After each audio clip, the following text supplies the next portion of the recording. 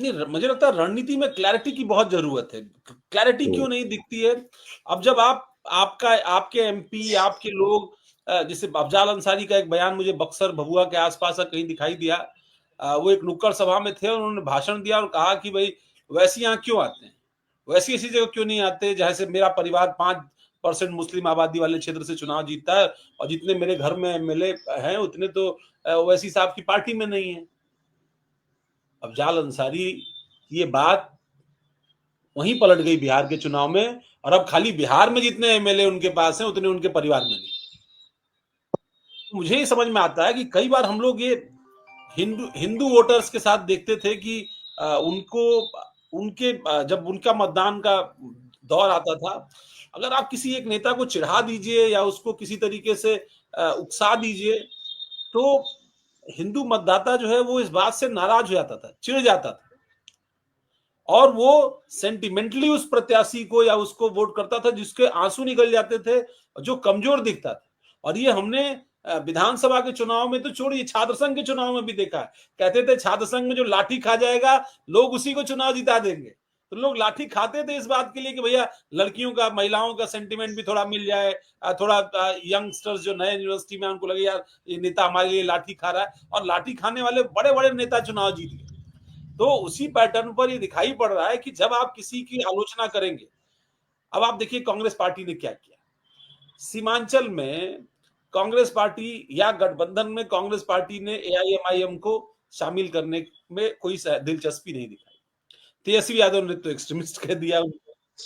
लेकिन वहीं हैदराबाद में जुबली हिल्स के चुनाव में कांग्रेस पार्टी के उम्मीदवार का समर्थन कर रहे थे एआईएमआईएम के नेता ओवैसी साहब, और वहां के मुख्यमंत्री ने बकायदा उनको धन्यवाद किया कि अगर उनका समर्थन नहीं होता तो हमको इतनी बड़ी जीत जुबली हिल्स में नहीं मिलती। पिछली बार हार गए थे, इसलिए कि तेलंगाना में इतना बड़ा मैंडेट मिला था, जुबली हिल्स में वो चुनाव हार गए। तो और जुबली हिल्स बड़ी प्रतिष्ठित सीट मानी जाती है हैदराबाद। लेकिन अब मैं रहा हूँ हैदराबाद में।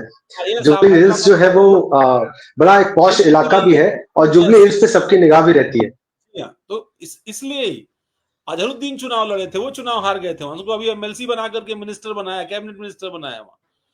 और उनका उम्मीदवार जीतने के बाद ओवैसी साहब के पास जाकर के ऐसे नतमस्तक भी हो रहा है, उसकी तस्वीरें भी जो है एआईएमआईएम के हैंडल पर लगी हुई। तो एक तरफ आप ओवैसी को बी टीम बीजेपी की कहो, एक तरफ आप एक्सट्रीमिस्ट कहो, और दूसरी तरफ उनसे मदद भी लो। अब जब आप यूपी में फिर आएंगे और यूपी में भी यही बात आप करेंगे, और फिर एक तरफ दिखाई देगा वो आपके सामने ये परोसेंगे कि भाई आप में इतना दमखम था तो अपने सबसे बड़े मुस्लिम चेहरे के लिए आपने अपनी पूरी ताकत क्यों नहीं झोंकी। लीगल ताकत हटाइए, राजनीति में तो आपको सब कुछ झोंकने की बात होगी ना। अब तो 1 साल का समय बचा है। अब अगर 1 साल आजम खान 7 साल की सजा हुई, अगर मतलब टेक्निकली उनको कोर्ट से रिलीफ नहीं मिल पाई किसी वजह से, या किसी अगले मामले में उनको सजा हो, तो वो तो फिर चुनाव लड़ने योग्य भी नहीं बचेंगे, ना वो बचेंगे ना उनके बेटे बचेंगे। और मैं तो नहीं मानता कि चुनाव लड़े बगैर राजनीति में, जैसे प्रशांत किशोर ने कितना बड़ा ब्लंडर किया, शायद वो चुनाव लड़ते तो एक आधी सीट उनकी बन जाती। लेकिन अगर आप सेनापति कहते हैं, भाई आप देखिए ना, बाजीराव पेशवा उदाहरण थे द्वितीय की, जो खुद लड़ाई लीड करते थे। आप लड़ाई लीड नहीं करेंगे तो आपको वोट कहां मिले। तो रुहेलखंड तो दूर छोड़िए, रामपुर में मुश्किल हो जाएगी। और ये 2-3 बार हुआ रामपुर के अंदर। तो आजम का होना इंपॉर्टेंट नहीं है, पर नहीं होना बड़ा इंपॉर्टेंट है भाई। नहीं, बिल्कुल सही बात है। उनका होना इंपॉर्टेंट नहीं है, लेकिन नहीं होना इंपॉर्टेंट है। लेकिन फिर वही फैक्टर आता है अवनीश भाई के ये कैसे इस पर कैपिटलाइज कैसे करेगी पॉलिटिकल पार्टी, वैसे जैसे अभी तक करती रही है, या इस बार पिछली बातों से सीखकर कुछ बेहतर तरीके से कैपिटलाइज कर पाएगी समाजवादी पार्टी। मेरा अनुमान यह कहता है कि करना चाहिए, सबक तो काफी है, लेकिन इतिहास यह बताता है कि फॉल्टर होते रहे ये लोग।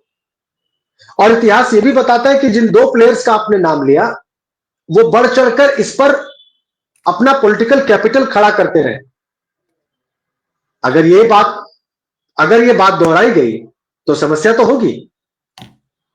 अगर इस बात को नहीं समझा गया कि ये जो एब्सेंस है, ये जो शून्य खड़ा हुआ है उनकी गैर मौजूदगी की वजह से, इसको कैसे फिलअप किया जा सकता है अपने कैंडिडेट्स या अपनी पॉलिटिक्स के द्वारा, इसको समझने में अगर समाजवादी पार्टी ने समस्या उसको हुई तो समस्या ये बड़ी हो जाए। लेकिन अगर उन्होंने सही से समझा, अगर इस वैक्यूम को उन्होंने ठीक से पढ़ा और क्या किया जा सकता है वो किया, तो यहां से जबरदस्त लाभ भी हो सकता है जिसकी ओर आप इशारा करें। जी हाँ, बिल्कुल। मुझे ये समझ में आता है कि कोई भी सुलझा हुआ कदम जो है ना राजनीति में, ठीक है, जिसका विश्लेषण शायद चुनाव के बाद ज्यादा बेहतर हो पाता है, लेकिन होना आवश्यक है। क्योंकि आप देखिए ना, लोग आज भले कह रहे हो, मैं तो नहीं मानता उस तरीके से, और लोग ये कह रहे हैं कि जैसे बिहार में तेजस्वी यादव की महागठबंधन की बड़ी बुरी हार हो गई। मैं इसको थोड़ा दूसरे तरीके से देखता हूं। मैं इस तरह देखता हूं कि मैं उनकी बुरी हार उतनी नहीं मानता। मैं ये मानता हूं कि बीजेपी जेडीयू की ये बड़ी जीत हो गई, और उसकी वजह यह है कि वो अपना एक्चुअली वोट बैंक एक लेवल पर था, वहां से जिसका वोट बैंक उठने वाला था उसका वोट बैंक चुनाव जीतने वाला था एक तरफा। महागठबंधन कमोबेश वहीं रह गया, और एनडीए जो है उसने अपना ग्राफ बढ़ा लिया। अब जब ग्राफ बढ़ा लिया तो सारे समीकरण फेल हो जाने, कोई समीकरण काम नहीं करना। पर आप बहुत बेहतर तरीके से समझते हैं भाई, यूपी का चुनाव हुआ, 36% वोट मिला था समाजवादी पार्टी और उनके गठबंधन को, ठीक है, उसमें कांग्रेस पार्टी नहीं थी, और बीएसपी भी नहीं थी। उस गठबंधन ने करीब 125 के आसपास सीटें जो है वो अपने पास ली, 36% वोट इंटैक्ट किया। तो आप सोचिए कि बिहार में तेजस्वी यादव को 37.9% वोट मिला है, और सीटें कितनी मिली हैं? 25। महागठबंधन की सब मिला जुला के। तो अब आप आंकड़ा समझिए कि भाई उत्तर प्रदेश तो और बड़ा राज्य है, तो यहां पर अगर आपने अपना वोट प्रतिशत नहीं बढ़ाया, या आपने वो एक्सरसाइज नहीं की, तो वापस 2017 की स्थिति हो सकती है। और अगर आपने की, आपने ये छोटे छोटे जो गेम्स हैं इनको सेट किया। अब वो गेम्स, एक बात तो बहुत बिहार के चुनाव ने बताया कि बहुत चीख करके, चिल्ला करके और रैली में बहुत भीड़ जुटा करके नहीं होने। Please be aware. अब आपकी रैली में भीड़ जुटे न जुटे, आप चुनाव जीत सकते हैं।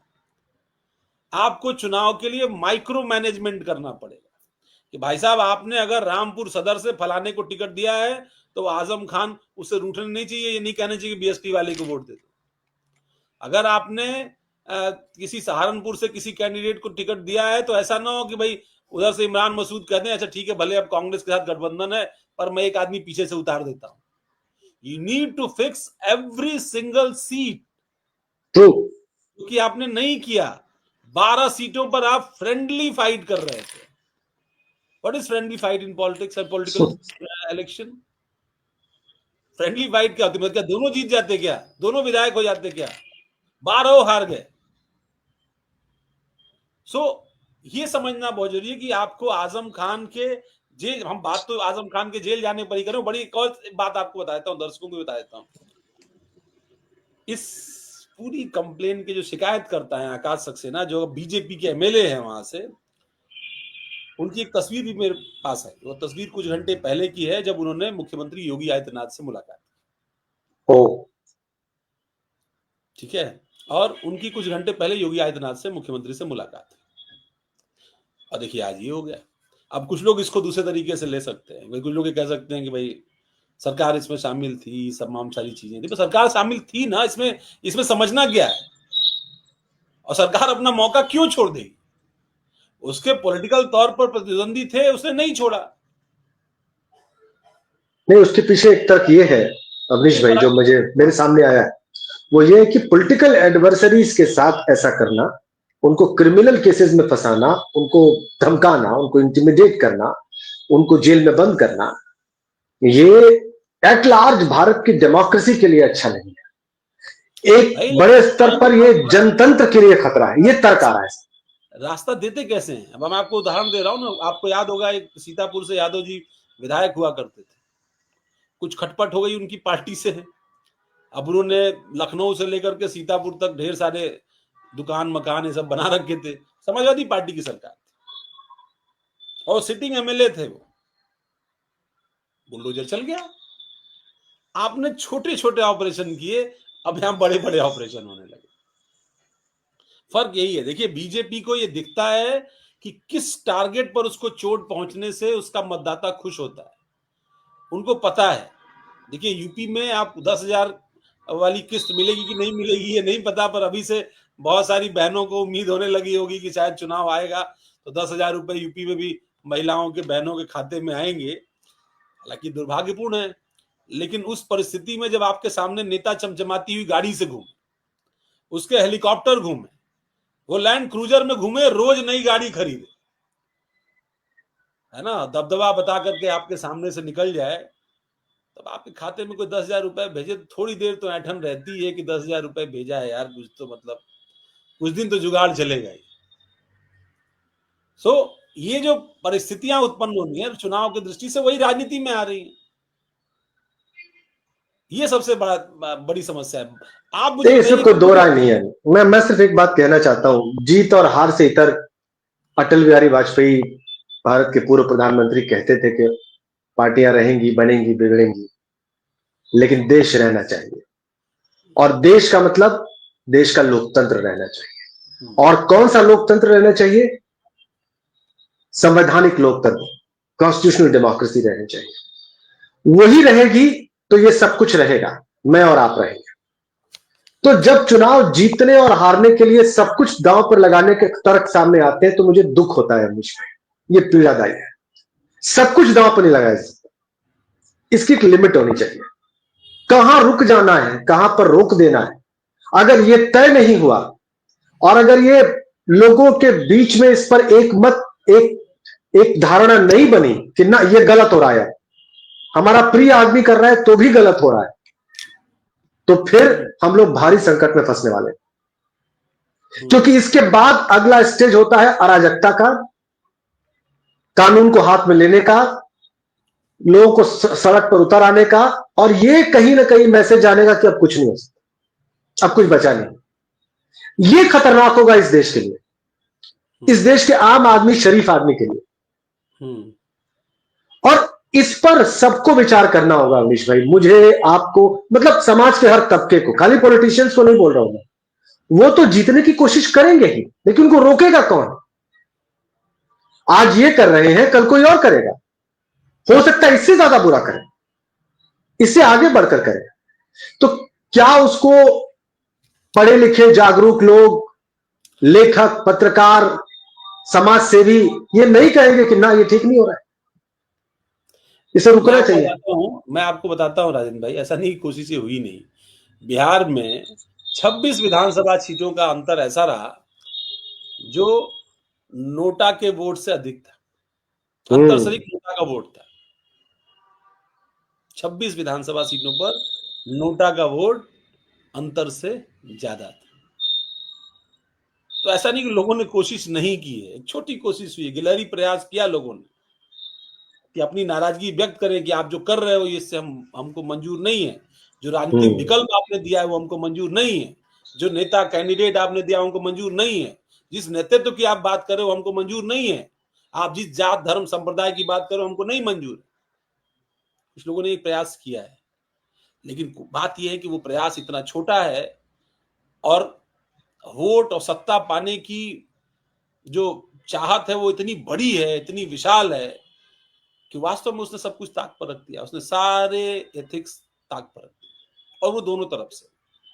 और जब होता है सभी तरफ से, यहाँ होड़ लग गई, और यहाँ होड़ लग गई। किसी ने कहा हम 2.5 करोड़ लोगों को रोजगार दे देंगे, लेकिन बताएंगे नहीं कैसे रोजगार देंगे, तो किसी ने अकाउंट में पैसा दे दिया।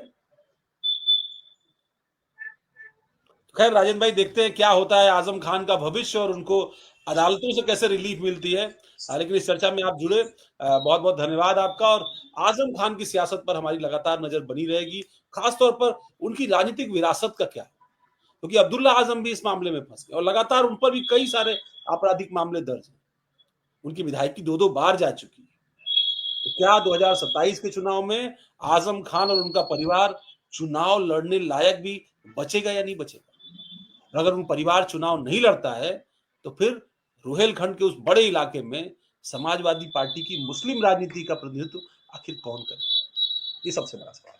धन्यवाद आपका हमारे साथ जुड़ने के लिए। हमारे यूट्यूब चैनल को सब्सक्राइब करिए, हमारे फेसबुक चैनल, ट्विटर, एक्स का जो प्लेटफॉर्म है अब है, इंस्टाग्राम, उन तमाम को भी आप कहीं ना कहीं अपना प्यार दीजिए, अपना समर्थन दीजिए, लाइक करिए, फॉलो करिए, ताकि इस तरह की पेशकश हम लगातार आपके सामने लेकर आते रहें। धन्यवाद, नमस्कार।